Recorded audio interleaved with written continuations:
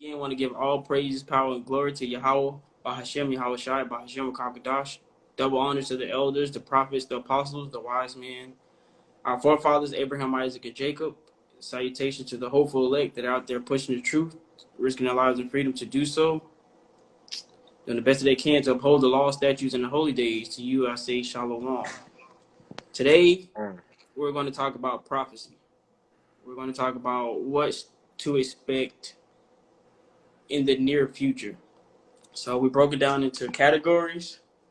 To start off with, we're just gonna read about, just get the basics of it. And then after that, then we're gonna jump into food shortages real quick because that's coming soon. It's already in the process, but it's gonna hit very soon. And it just ain't hit us yet. Yeah, that's all that is. Shortages done started. It just ain't hit us yet. The chain ain't got down to us yet. That's all that is. And then we're gonna close out with the most important it's all important, but the most important one is what to do when all hell breaks loose. When it's on full on Jacob's trouble. I'm gonna let Brother Paris start it off. Shalom. Let's start with Jeremiah chapter 30. I'm gonna start with verse 7. And alas, in that great day, so that none is like it. It is even in this time that Jacob will be Salakia. Jacob's trouble, but he should be saved out of it. For it shall come to pass that in that day, saith the Lord of hosts, that I will break his yoke from his neck, and I will burst thy bonds, and strangers shall no more serve themselves of him. So basically what this saying is this is the time that we're talking about right now, basically where you're seeing all hell breaking loose. You got riots, we got COVID-19, about to force the vaccination because they're gonna boost the cases since all these protests going on. So they're gonna have forced vaccinations. So all this stuff is finna come about, and people are gonna be going at it. It's finna be straight hell. So what's going on is that it's gearing up for the fall of Babylon. So that's what's really gonna happen, and everybody's gearing up for it. Everybody's prepping. Everybody's getting their stuff together. It's not just the bruisers, everybody, because everybody knows what's about to go down. Guns are off the rack. It's hard to get a gun right now. But he's telling us that Jacob's going to get saved out of this trouble. That he's going to find a way to save his remnant, his elect. That they're not going to be touched. They're not going to be hurt in this time. And he gonna break. What he mean by break the yoke off his neck is he's talking about he's going to break the chains of submission, of mental slavery and physical slavery. That this job and all this stuff that we've been tied to, it's not going to matter no more. It's going to be to a point that we're just worried about surviving and getting out of here. All the ties that we had, paying bills and all this stuff, that's not going to be a worry.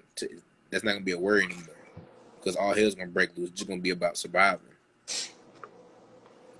So verse 9, but they shall serve the Lord, their God Yahweh, and David, their king, who I will raise up unto them. Verse 10, therefore fear thou not, O my servant Jacob, said Yahweh, neither be dismayed, O Israel.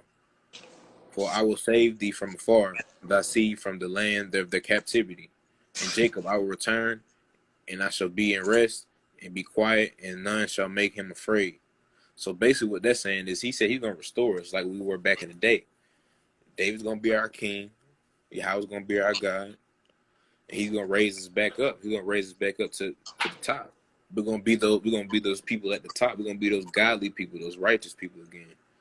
And he's gonna gather all these people from far, not just here in America, all over.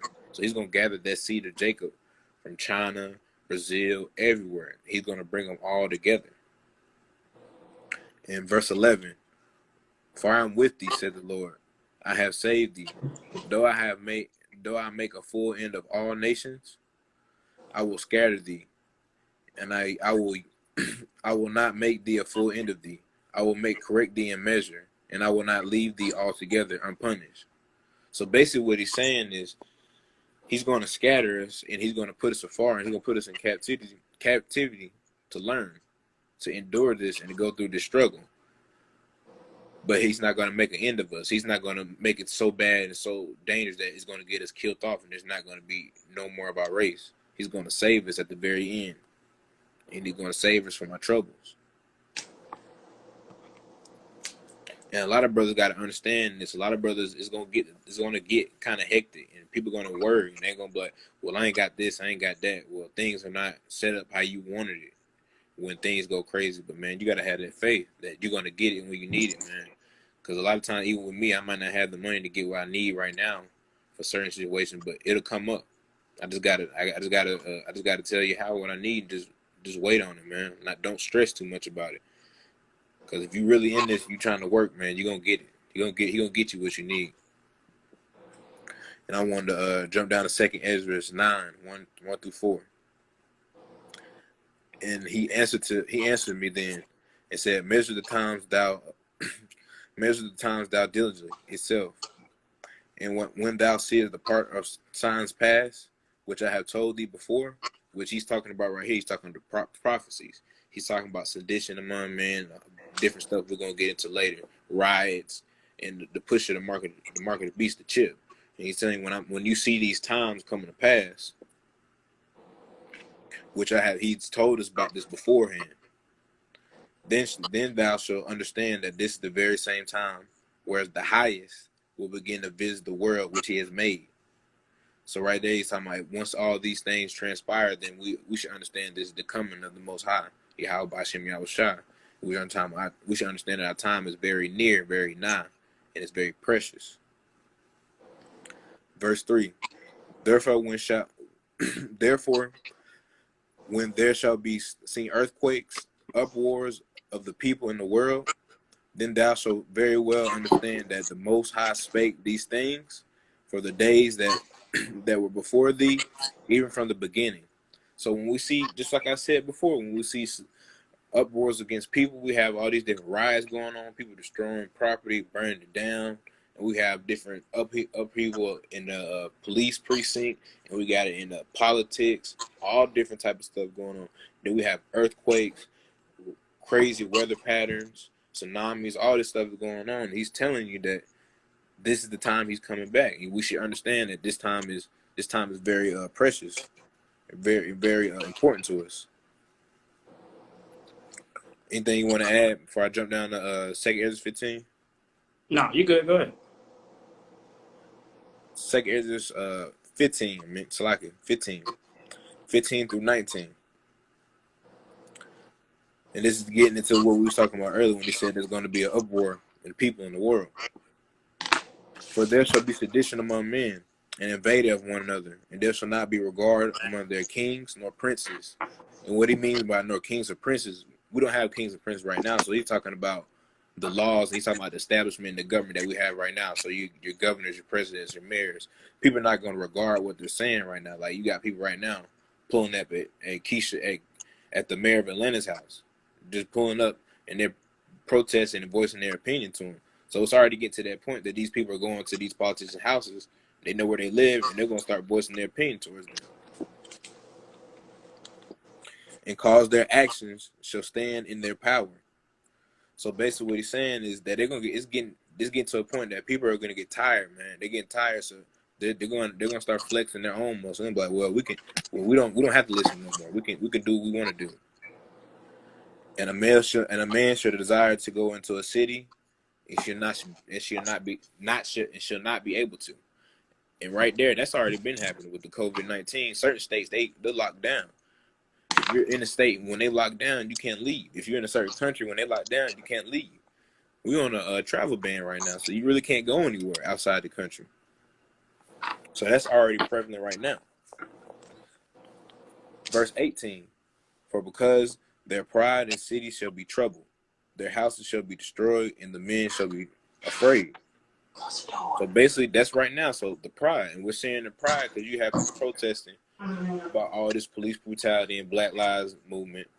And I get into the deeper part on another video of what that really is. But you have people protesting, but you also have the other side of people protesting. You have the KKK and you have the Klansmen, and these two sides are going to clash, and it's going to be a very volatile situation. There's going to be a lot of destruction.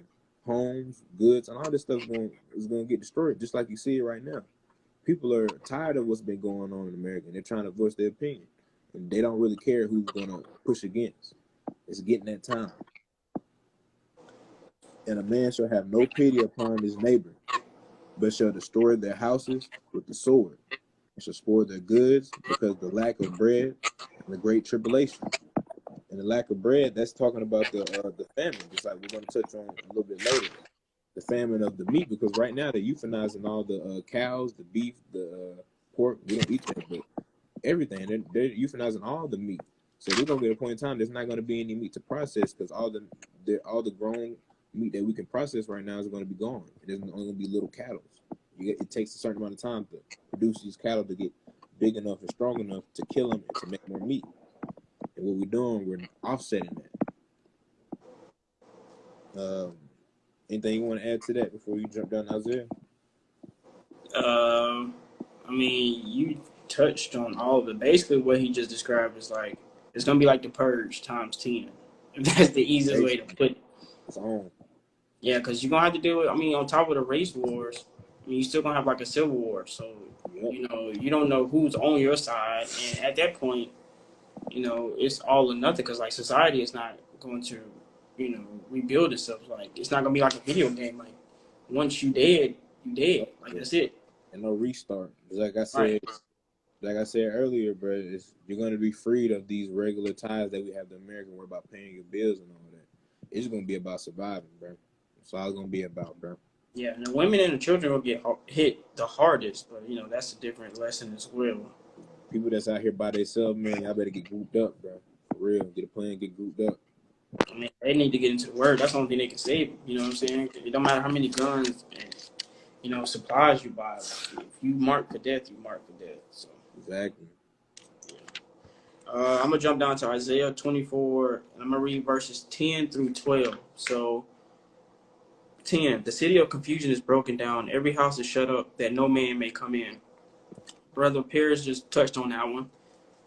You know, it's gonna be like destruction. You know what I'm saying? Like you're gonna try to go to somebody's house, it's probably gonna be like boarded up. You know, it's gonna be just like what you see in the hood normally, but it's gonna be all over the place. You know what I'm saying? And you see that starting now. You know, with the riots and stuff like that.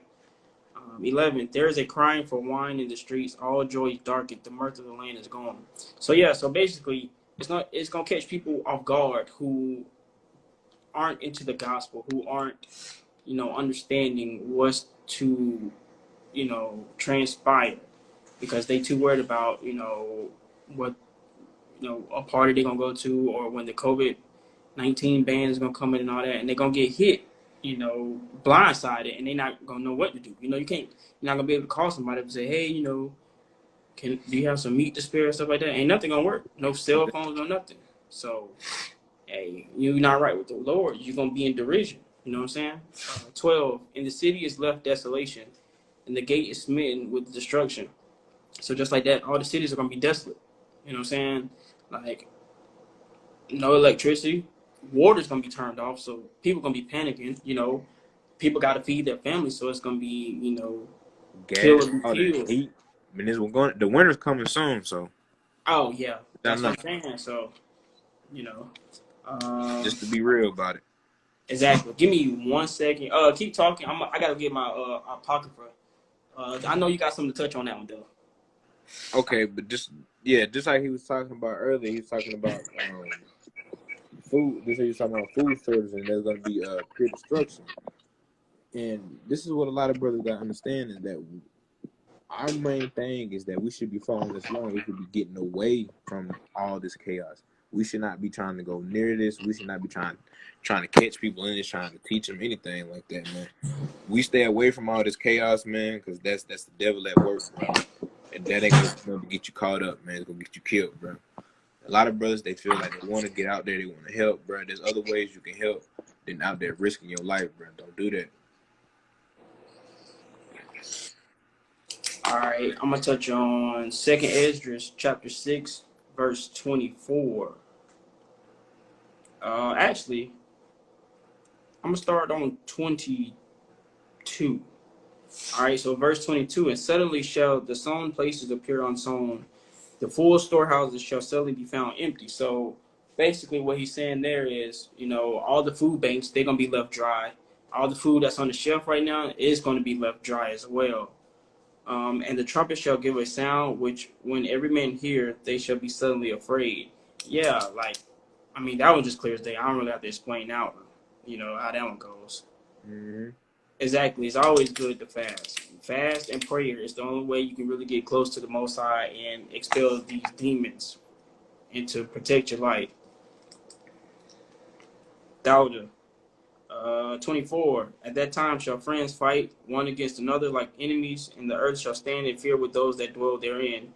The springs of the fountain shall stand still, and in 3 hours they shall not run. So basically, people are going to be fighting over materials. You know what I'm saying? Y'all might be friends here, but when people need to survive, they're gonna do anything. So people are racking up on all these food and supplies, and they can't protect themselves. Well, they ain't nothing but like a sitting duck. So it don't matter if you knew your neighbor for 10 years or so. He got to eat. Everybody got to survive. And on top of that, the water's gonna be cut off. Their mindset changed quick. Right. So what you gonna do when the The water water, cut off? their mindset changed quick. Exactly. I'm going to read 25 and 26. So whosoever remaineth from all these that I have told thee shall escape and see my salvation in the end of your world.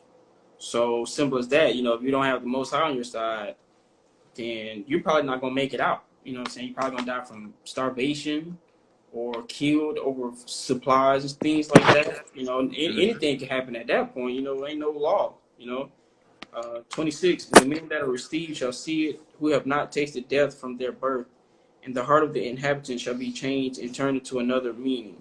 So basically what he's telling that is, it's going to be a portion that's going to survive, and some people are born that won't even touch death.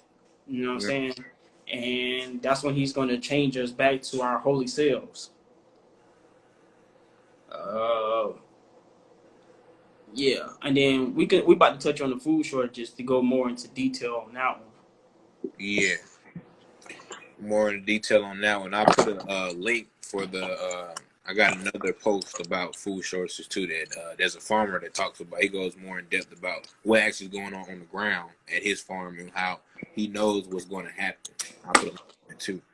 But to start with Ecclesiastes 12:3. In that day when the keepers of thine house shall tremble, and the strong man shall bow themselves, and the grinders shall cease because there are few. Those that look out the windows be darkened. So basically what this is describing in this verse is he's talking about a city that's becoming desolate, that's becoming dead. That there's no work, there's no people producing any products, or pushing any type of goods, anything like that. Like everything's at a halt, everything's at a cease, everything's at a scarcity. Just like at the time when you had depression or a recession, but a lot worse than that because there's not going to be anything. Only time you get something is off of somebody else. Basically, he's talking about, and the windows are being darkened. He's talking about there's not going to be any light. There's not going to be any hope for a lot of people. It's going to be very grim. Jump down to 2nd Ezra 15, verse 18. For because of their pride, the city shall be troubled, their houses shall be destroyed, and the men shall be afraid. And this is basically describing what I was talking about earlier. And the houses shall be troubled, and the men shall be afraid. Well, they're afraid and they're troubled because they realize that there's food shortage, and they're trying to stockpile food, but they got other people across the street that's trying to stockpile food too. So what's going to happen is there's going to be a conflict at bay. People are going to compete for goods, compete for food, compete for gasoline, compete for cars, all different type of stuff because there's only going to be so much of this stuff to go around. 19, and a man shall have no pity upon his neighbor, and he shall destroy their houses with the sword, and spoil their goods, and because of lack of bread, and for great tribulation.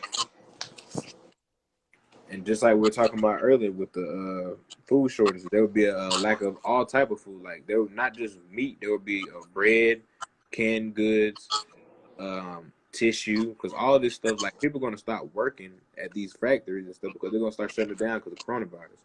And people are not going to want to get these vaccines. So what's going to happen? You're going to have a shortage of workers that are actually there. And you're going to have a shortage of everything, every type of good or service that you can think of, you use on a regular basis right now. It's not going to be there. And what's going to happen is people are going to be scarce. And when people are scarce, they do scarce things.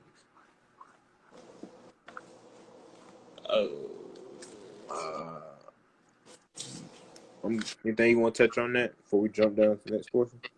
I want to touch on 24 and 27. So, same chapter, 15. Woe to them that sin and keep not my commandment, saith Yahweh. I will not spare them. Go your way, ye children, from the power. Defile not my sanctuary. For Yahweh knoweth all them that sin against him, and therefore delivereth him them unto death and destruction. For now are the plagues come upon the whole earth, and ye shall remain in them. For Yahweh shall not deliver you, because ye have sinned against him. Well, there you go. There's your answer. If you're not keeping these law, statutes, and holy days, like the commandments, in total, then you're not doing nothing but, number yourself to the sword. You know what I'm saying? It might come by his hand, or it might come by him, but through somebody else. So that's your best bet, because at that point, it's gonna get to a point like after when the famine of the word happens, we can't teach nobody. You know what I'm saying? It's gonna be very risky to actually sit here and call people, all that, man. You're gonna be out here by yourself.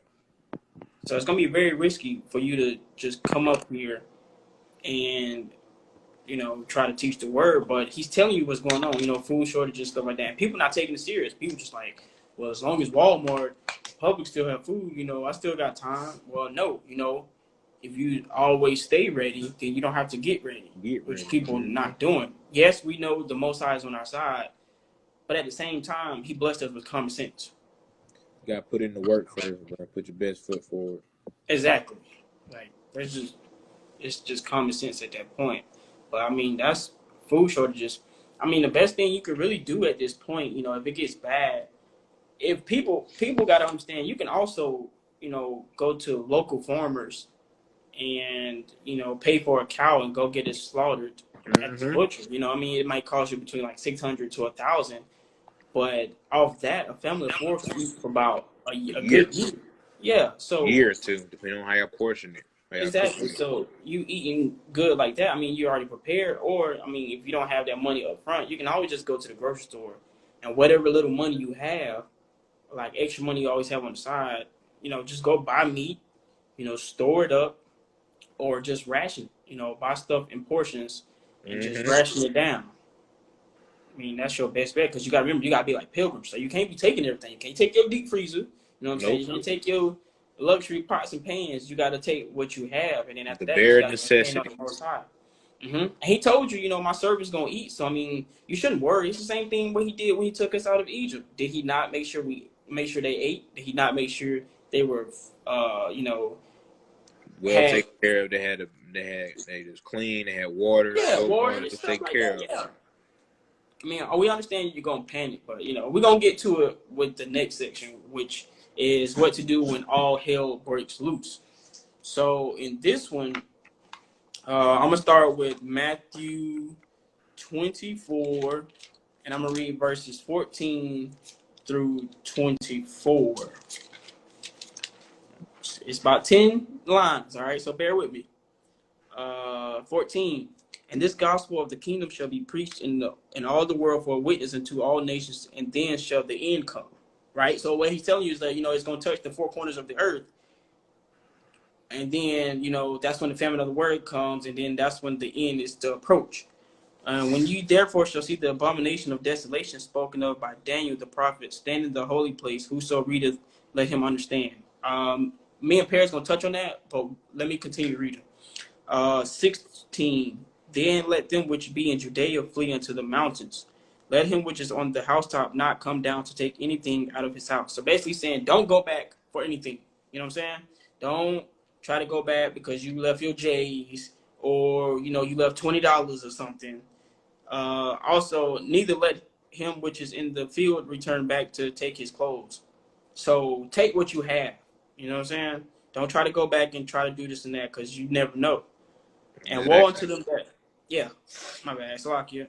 19, and woe unto them that are with child, and to them that give suck in those days. So basically, what he's saying is, yes, children are a blessing, but you got to be mindful. If you bring a child in this world at this time, then you got to take the extra precautions to make sure they're gonna be safe. they're taken care of, right? Because in those days, supplies are going to be limited. So, and then it's violence up ahead. So he's saying, woe unto them, But pray ye that your flight be not in the winter, neither on the Sabbath day. That was straightforward. 21, for then shall be great tribulation, such as was not since the beginning of the world to this time, no, nor ever shall be. So he's hinting on the, Jacob's trouble, because it's going to be time that's never happened ever since the beginning, through our ancestors on now. This is going to be like, this is the end. So you're going to see stuff you've never seen ever before. Straight out of a movie, dog. Exactly. 22, and except those days should be shortened, there should no flesh be saved, but for the elect's sake, those days shall be shortened. So he's saying is, those days should be shortened because, you don't want to keep going through hell and stuff like that. The shorter, the better. You know what I'm saying? Mm-hmm. And I have a prayer for that. I posted it on my story.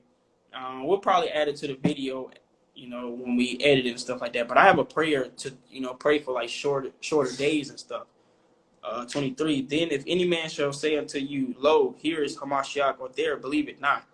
For there shall arise false Hamashiachs and false prophets, and show great signs and wonders, insomuch that if it were possible, they shall deceive the very elect. So basically, you're gonna have people when you panicking, you're not always in your right mind. So when you panicking, you're just like, oh, no, I gotta make sure my wife is right here. Oh, with my children, I gotta have everything. When you doing that, people gonna try to deceive you. Say, they might even have fringes on, just like Brother Naquan was saying. They're gonna be like, hey, Mm-hmm. He's over here in this building. They probably gonna kill you or something like that. Or they're gonna be like, hey, he over here in this field and stuff like that. He's saying, don't fall for it. You know what I'm saying? Like at that point, your best bet is to pray that pray for guidance and understanding, and that your discernment kicks in. That's why it's important to study, because when you study, you understand that these things happen. You just like, okay, it's Jacob's trouble. This is what I'm doing. This is what I should do. This is what the Most High told us to do. You know what I'm saying? So that's what he's talking about, 14 through 24. 15, you want to go over that 15 real quick? Hold on. I gotta talk about the abomination of desolation. I mean, you can touch on a little bit. So basically, the abomination of desolation is not too much. We'll leave that for another lesson, but just yeah. So basically, when Esau Edom is like basically encompasses you. You know what I'm saying? While another world war is going on in the Middle East, we're gonna be getting chastised over here. So abomination of desolation is basically like they're gonna be like hunting us and things like that. And you gotta understand, it's time for you to get out of it. You know what I'm saying?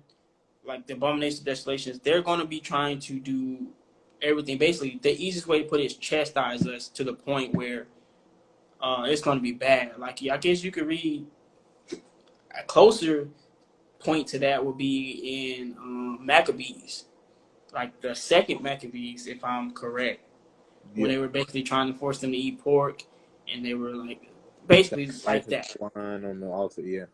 Yeah. So because we are the altar, you know what I'm saying? We're the altar. We're the third. When the Jerusalem was rebuilt, we're the third temple. Exactly. Your temple is your body. It's not a physical place. That's why he says, "I dwell, in the midst of Israel." So just like when Hamashiach was saying, I will destroy this temple in 3 days and then rebuild it. He was talking about his body. Your body is your temple. So that's what he's talking about. So desolation and abominations when they're trying to destroy the temple. So basically try to kill you, chastise you to the max in a way. All right, and then I'm about to jump to Revelations 11 and 11. And after 3 days and half, the spirit of life from Yahweh entered into them, and they stood upon their feet, and great fear fell upon them which saw them. That's also touching on the the 7 years, which we'll talk about that on a different lesson because it's gonna take too much time on that one. Exactly. Yeah, but we'll make another video on that one. We'll touch on that one. It's on you, Daniel. And yeah, just to piggyback on that, Daniel 9:27, and he shall confirm the covenant with many for 1 week.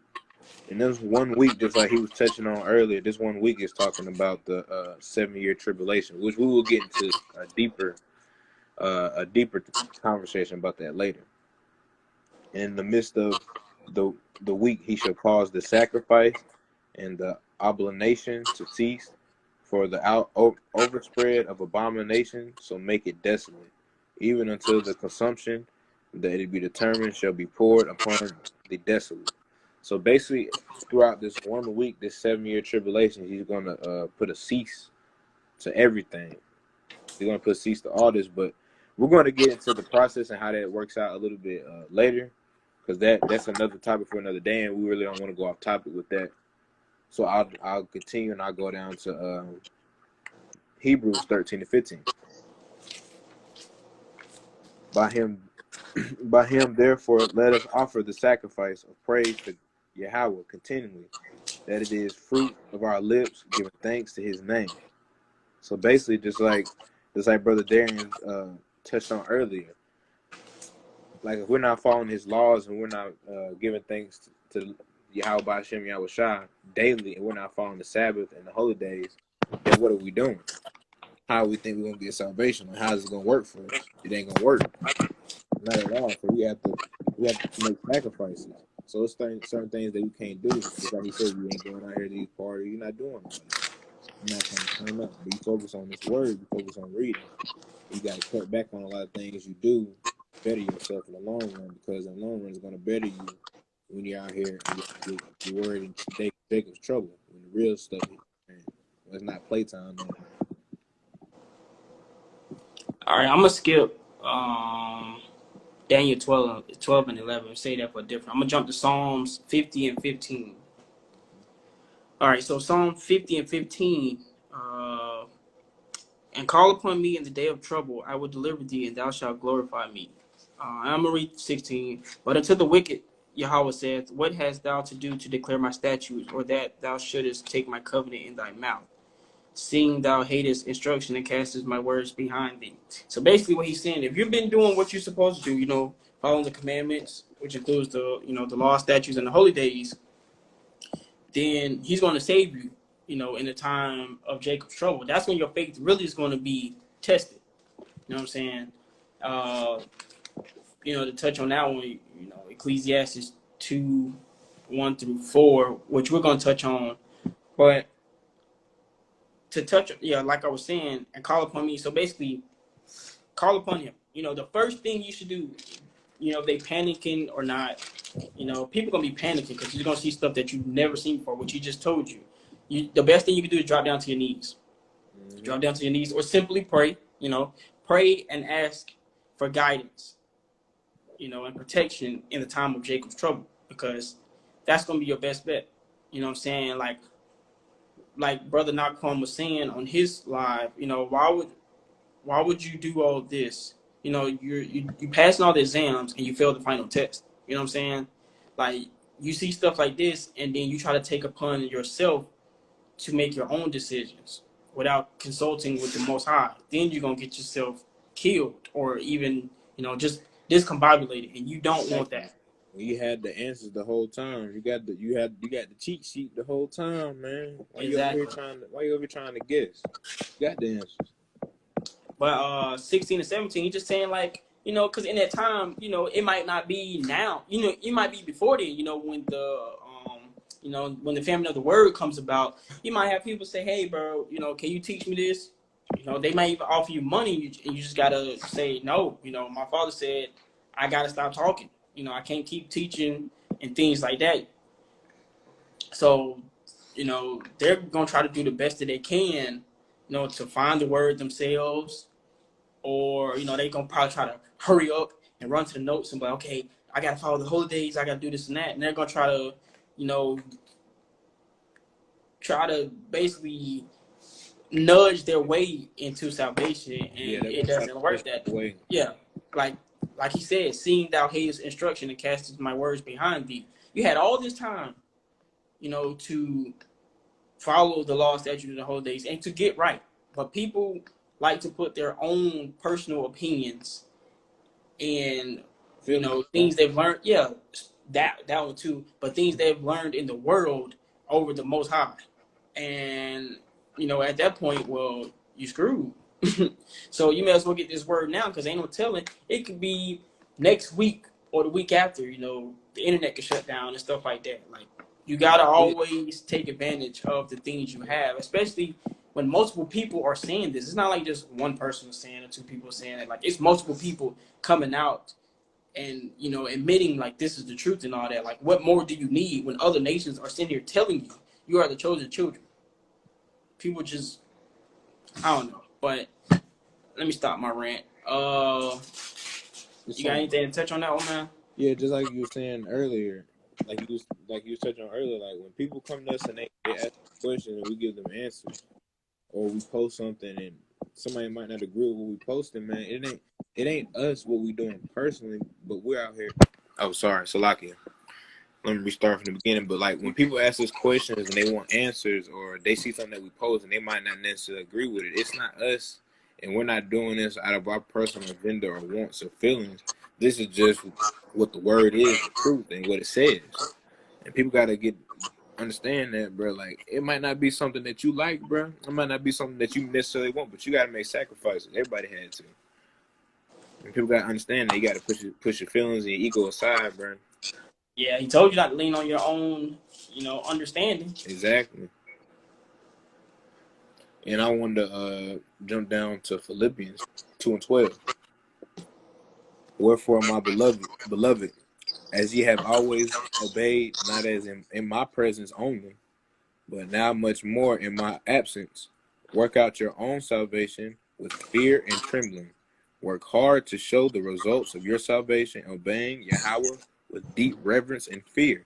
So that's just like Brother Darren was talking about earlier. If you doing everything you're supposed to do and you keeping these laws, statutes, commandments, which includes the holy days and the Sabbaths, then everything's gonna be taken care of, bro. Your salvation's gonna be taken care of. Everything's gonna be signed, sealed, and delivered, bro. You ain't gonna have nothing to worry about. So the only thing we need to worry about is just keeping that reverence and keeping that fear and that trembling of Yahweh B'Shem Yahweh's word, and get hungry for that understanding and just follow these laws.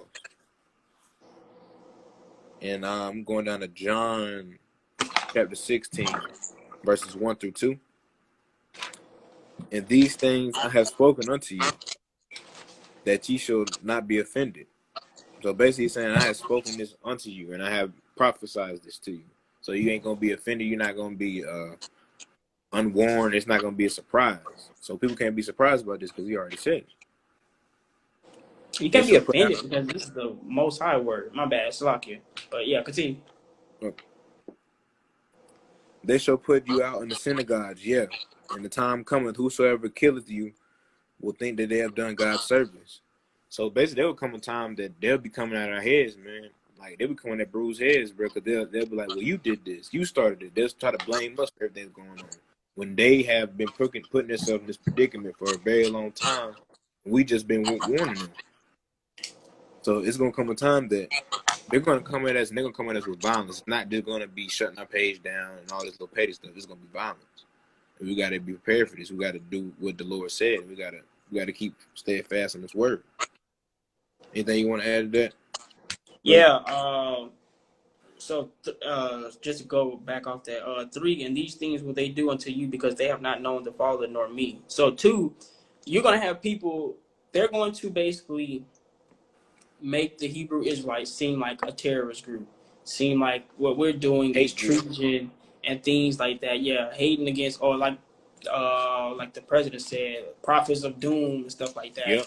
No, you know, this world is based off wickedness anyway. So when they understand and feel your light, then they're gonna feel threatened. You know what I'm saying? So the best thing they can do, instead of them turning on you, they just gonna let the people, turn the people against you, and let how you be telling your friends, handle my lightweight, stuff like that.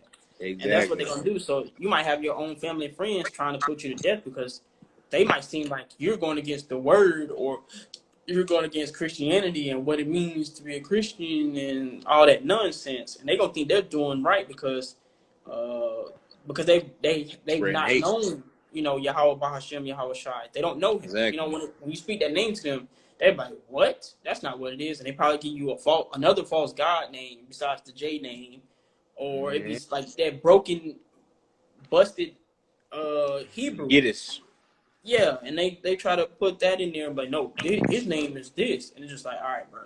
At that point, you just gotta let a fool answer in his folly. At that point, but yeah, they're gonna be thinking they doing right, but the whole time they're not, because they just bugged out, and it's gonna come true because that's what the Hamashiach spoken. I'm gonna jump to Luke 21, and I'm gonna read verse 36. Watch ye therefore and pray always, that ye may be accounted worthy to escape all these things that shall come to pass, and to stand before the Son of Man, the Hamashiach. So basically what he's saying is, pray. Pray daily, pray all the time, and continue to watch, because we are watchers. Continue to watch and to pay attention to which way the momentum is swinging. You don't want to get caught lacking. You know what I'm saying? Like slang says, you want to make sure you're on your P's and Q's, and that you continue to pray into, pray that you have, favor in the sight of the Most High, to be able to escape and things like that, and to stand before, Yahweh Shai, and not be forsaken or forsake them. You got anything to touch on that? And just like he was saying, stay prayed up, man. Like, for real, man. Stay prayed up, bro. That's a big key, man. A lot of people miss that point, bro. Is that a lot of things that we go through, man? Is like we might not have, just like when people come to me and ask a question, I might not have the answer, but man, bro, stay prayed up, bro. That's all I got to stay prayed up, man. All right, I'm gonna touch on Isaiah 33:6, and then I'm gonna close with Sirach. Isaiah 33:6, and wisdom and knowledge shall be the stability of thy times, and strength of salvation, that the fear of Yahweh is his treasure. So basically, the only way you're going to get through these times that are to come, and even now, is through wisdom and knowledge. Things that the world cannot give you, but you have to pray to the Most High for. When you have wisdom and knowledge, then you'll understand what's to come, and you'll understand, how to break down scripture and get a better understanding of, what to do in that time. And of course they got to repent. You already know that one. That's number one. They got to repent, and they got to seek the Most High, because if they don't, then he's not going to save them. But like I say every time, the 1/3 got to play their part, the 2/3 got to play their part, and I mean that's that. But if you're part of the 1/3, say it again. Everybody got a role to play, man. Everybody got their role to play to make this thing work. Basically. But, wisdom and knowledge is going to help you go far, as well as discernment. Discernment is going to help you as well, because using discernment of the spirit, you'll be able to, to tell people's spirits, and to be able to know right from wrong. But you got to be very detailed in your prayer. You know what I'm saying? But he already knows what you're going to ask for before you even pray. You got anything to touch on that before I close with Sirach? No, man, you good. I'll DM anybody that need we got certain Hebrew prayers already in Paleo Hebrew that we got prayers for repent. We got different prayers for all different types of situations. So just hit us up. That's all I wanted to touch on that, man. Because somebody had just talked about repent. I told him I'll send it a prayer for repent. So anybody that the thoughts. Yeah, I've been like that before. It's been to the point where it's been overwhelmed. But they do that because, like 2 Corinthians was saying, we wrestle with spiritual strongholds, evil strongholds that are trying to put us down, because they understand we're the light. We're the only light that have, that are in this world, because this world is just full of darkness. So they're going to try to make us forsake the Most High, but that's that's not what's gonna happen. So you gotta always stay prayed up, and and it's better to say your prayers in Hebrew because things uttered in Hebrew, have a stronger meaning Ouch. than if you say it in English. But you ain't got to be fluent in Hebrew. But like Brother Paris said, we have prayers that are in Hebrew. You can practice it and things like that. If you need help trying to understand it, we Brother have Ken, videos. very well versed. We have videos, or we can record ourselves saying it for you and send it to you. Yeah. But the last one I want to close with, which is very important, is Ecclesiastes, or the book of Sirach, chapter 2, verses 1 through 4. So, my son, if thou come to serve Yahweh, prepare thy soul for temptation. So you're going to get hit with temptation regardless, because you're surrounded by wickedness. So it's going to happen because you're the light. So we already 1/3 of us out of 30 billion. It's not a lot. It might seem like a lot, but it's not a lot. So we're battling evil forces all the time, even in our dreams. So you got to prepare your soul for temptation, but not fall for it. It's going to happen. You can't stop temptation, but you got to pray for self-discipline and self-control and discernment to not fall for it. Verse 2, set thy heart aright and constantly endure, and make not haste in time of trouble. So basically, patience of the saints. You got to endure to the end. It's not an easy road, which he understands that, but you got to do the best that you can. When he sees that you're trying, he's going to help you. Make not haste in time of trouble. So basically, stay away from trouble. You know what I'm saying? If you can get away from trouble quickly, do that. Don't hesitate. Don't do none of that, because you do not want to dwell in those situations. Cleave unto him and depart not away, that thou mayest be increased at thy last end. So basically, do not forsake the Most High. Do not go away from him, because he's like your God. When you have no God, it's going to make you easier to be susceptible to sinning and other things as well. For whatsoever is brought upon thee, take cheerfully, and be patient when thou art changed to a low state. So in this journey, you have trials and tribulations. You have the highs and the lows. You're not going to always get your way and things like that. Just like Job. Take Job as an example. When Job was stricken with disease, like warts, had his servants killed, like he lost almost everything, and he was having a bad spirit. Yeah, I mean, that's common. People are going to do that. They're going to like, why did this happen and stuff like that. But you got to understand, don't always ask, why is this happening? Try to figure out, what am I supposed to learn at this moment right now? You know what I'm saying? You learn more when you are down. Exactly. You learn more when you're down than when you're up. So take it as, I'm just gaining knowledge. I'm gaining understanding. And the next time this situation comes around, or the next time my friend or my brethren has a problem like this, then I know how to help him. What he's doing is you have to be broken down in order to be rebuilt. So he's probably just breaking you down to rebuild you. But at the end, it's worth it. The Most High is not going to put you through pain and things like that for no reason. You know what I'm saying? He's a righteous entity.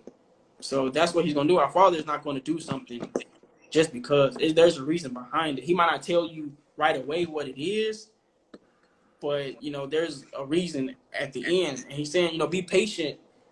Like right now, we're in captivity. Be patient, because you already know the war is already won. So there's no point. You're gonna complain, every now and then, but try to take that to a minimum and just be grateful for what you have. Like, change your outlook on things. Something might not go down your way. You just say, okay, that's fine. We're not gonna let it get us down. We're gonna keep doing this and keep praying and things like that. You're gonna be all right. That's all I had to say on that one.